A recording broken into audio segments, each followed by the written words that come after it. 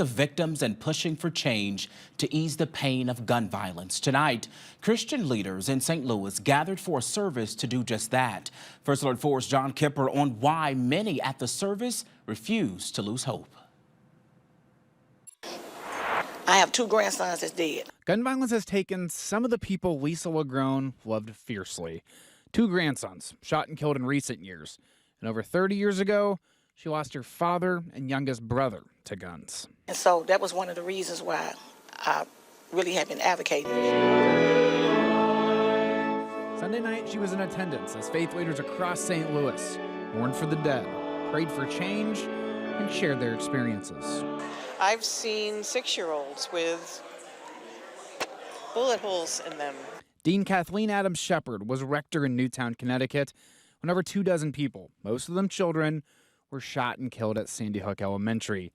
Now she's dean of Christ Church Cathedral in St. Louis and advocates for gun control.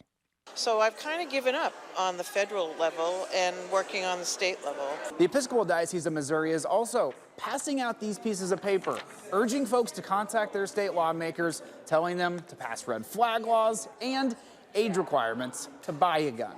LaGrone says she consistently goes to Jefferson City pleading for change. I have a picture of my grandson with 3 shots in the back of his head. I take that picture and I show them. This is what y'all gun laws have done to St. Louis. While Dean Adams Shepard doesn't think she'll see major changes to gun laws in Missouri in her lifetime, her faith that it would happen eventually was clear.